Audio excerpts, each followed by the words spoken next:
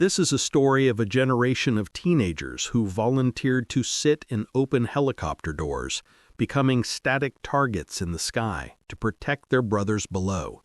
It's a tale of the Vietnam War's door gunners, who faced not only the enemy's bullets, but a more insidious foe, the grinding, mind-numbing pressure of constant vigilance and the brutal mathematics of almost certain casualty.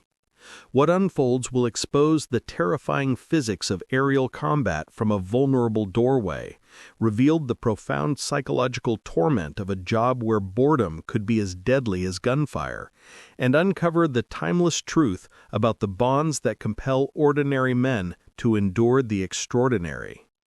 Before we begin this journey together, don't forget to like the video, subscribe to the channel, share this story with someone who understands that the deepest forms of courage are often quiet and relentless, and tell me in the comments where you're watching from. When the first helicopters arrived in Vietnam, their role was simple: transport. But the war quickly rewrote the manual. The enemy learned to ambush flight paths, turning the UH-1 Huey's distinctive womp-womp into a target beacon. The response was a new kind of soldier, the door gunner.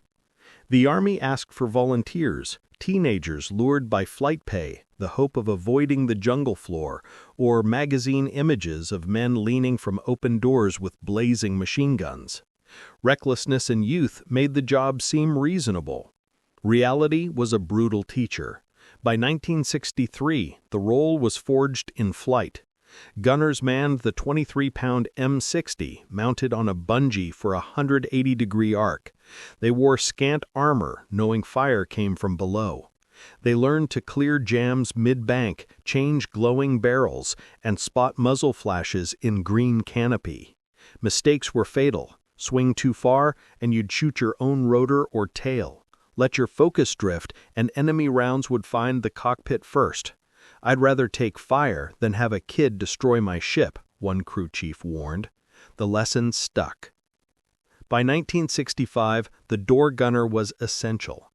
Each Huey carried a four-man family, the pilot and aircraft commander up front, the all-knowing crew chief managing the ship, and the two door gunners isolated in their open doors, scanning separate sectors of the blurring jungle 20 feet below. For rookies, the romance died fast.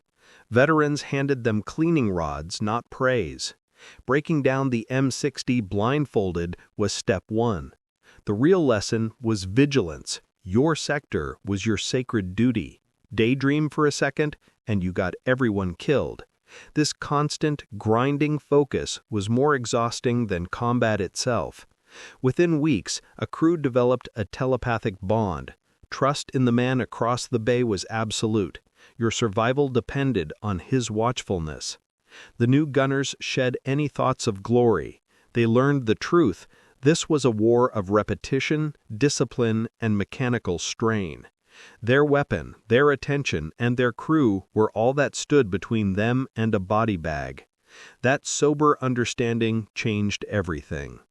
The four-man crew became a single symbiotic organism, bound by shared fear, shared hooches, and the knowledge that tomorrow they'd be back in the air together. Losing a crewman wasn't just losing a comrade, it was losing a part of your own survival mechanism. This bond made them lethally efficient. A crew chief could read a gunner's fatigue in the slump of his shoulders. They moved as one. But most days were not about dramatic unity. They were about a grinding, deceptive routine. After the adrenaline of the first few flights wore off, the jungle became monotonous scenery. This was the true danger: boredom. The mind would drift to home, to dinner, anywhere but the tree line sliding past. Veterans called it going internal, and they'd seen men die in the seconds their focus lapsed. The enemy had learned American flight patterns, setting perfect ambushes along milk run routes. A boring mail haul could erupt into a hailstorm of AK-47 fire in a heartbeat. The psychological toll of maintaining hypervigilance for hours of nothing was its own unique exhaustion. A successful day meant flying 8 missions without firing a shot, a victory that felt utterly draining. Then, without warning, Routine shattered. A hot landing zone wasn't planned, it announced itself with green tracer rounds rising from the tree line like malevolent fireflies. Once committed, the pilot couldn't abort. The infantry had to get on the ground. That gave the door gunners about 15 seconds to make the LZ survivable. Theory was simple: lay down suppressive fire. Practice was a sensory overload of controlled chaos. Both gunners opened up, hosing the tree line with long, sweeping bursts. The goal wasn't accuracy, but volume, to keep enemy heads down. The helicopter kept descending, hot brass casings dancing around your boots, the smells of cordite, fuel, and sweat mixing in the cabin. Your hands operated on muscle memory, your shoulders fighting the M60's relentless recoil. In these moments, time distorted. What was 30 seconds felt like 5 minutes. The brain processed with eerie clarity, the specific tree spitting muzzle flashes, the calm crackle of the pilot's voice on the intercom, and the determined fear on an infantryman's face as he leapt into the grass. This slow-motion hyper-awareness was a battle phenomenon they learned to trust. The infantry jumped into the fight, but they could find cover. The door gunner remained in the open doorway, exposed, with only thin aluminum skin, useless against rifle rounds, between him and the ground. Tracers zipped past close enough to feel their heat. There was no retreat, only trust. Trust in your own suppressive fire and absolute trust in the pilot to get you out. When it was over, the silence was deafening. Your shoulders ached, your ears rang, and the M60's barrel glowed too hot to touch. The bond forged in those 30 seconds was incomprehensible to anyone outside the crew. You were woven into each other's survival. By 1968, the brutal mathematics of the job were undeniable. Door gunners had some of the highest casualty rates in Vietnam. The odds weren't a matter of if, but when. Flying 5 or 6 missions a day meant rolling the dice dozens of times a week, hundreds of times a month. You were a static target in a door with nothing but air between you and the ground fire. Replacements arrived faster than they could be properly trained, cycling through positions as men were wounded, rotated, or killed. The constant churn increased the risk for everyone. They didn't speak about the statistics. Talking didn't change the mission. What kept them climbing back in was the crew, the unthinkable betrayal of letting down the other 3 men who depended on you. That was the only math that mattered. This commitment faced its ultimate test when a helicopter went down. A routine flight instantly became a desperate race. The enemy would be converging on the crash site. Approaching a downed bird, pilots came in fast and low while gunners scanned for movement. This was where volume of fire was everything. Gunners would hold their triggers down for sustained, punishing bursts, 10, 20, 30 seconds, sweeping the surrounding jungle. Brass piled up, barrels glowed red, hands went numb from vibration, and shoulders screamed in protest. You fired until the rescue was complete, or you ran out of ammo. The cost in bullets was irrelevant. The brotherhood meant you never left anyone behind. The worst was watching a rescue ship itself take hits, turning one disaster into 2. It pushed men and machines past all limits. Exhaustion was total. But if you got the crew out, if survivors made it onto a bird, the crushing fatigue felt like a worthy trade.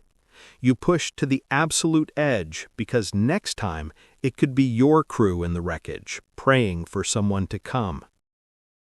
The flight home from Vietnam was a quiet one. The young men who boarded were not the boys who had arrived. They carried a weight no duffel bag could hold. The memory of hundreds of missions where inches or split seconds dictated survival. Yet survival felt hollow, not victorious. Coming home offered no peace. Civilians asked polite questions but didn't want the real answers. The memories of crew chiefs bleeding out, the smell of a burning Huey, the feel of hot brass at your feet. So the gunners fell silent. The war followed them in other ways, in nightmares triggered by the sound of rotor blades, and in a gnawing guilt for having cheated fate when better men did not. They built civilian lives, jobs, families, homes, but were forever marked. The hypervigilance that kept them alive in the air became a permanent nervous system setting, scanning rooms, flinching at loud noises, always with their back to a wall. They carried a profound understanding of life's fragility, forged from watching teenagers bleed out in aluminum bays. There were no parades for door gunners. Their names are on the Vietnam Memorial, scattered among the 58,000, visited by old comrades who trace the letters and remember faces.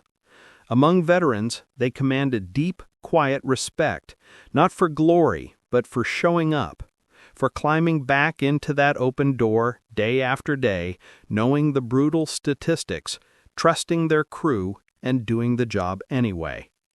That is their legacy. Not a single heroic charge, but sustained courage in the face of relentless odds. They were ordinary kids who volunteered for an extraordinary task and became part of something larger, a brotherhood of men who kept each other alive, 30 feet above the jungle, one mission at a time. Their war was brutal, exhausting, and ultimately impossible to explain to anyone who wasn't there. But what they did mattered.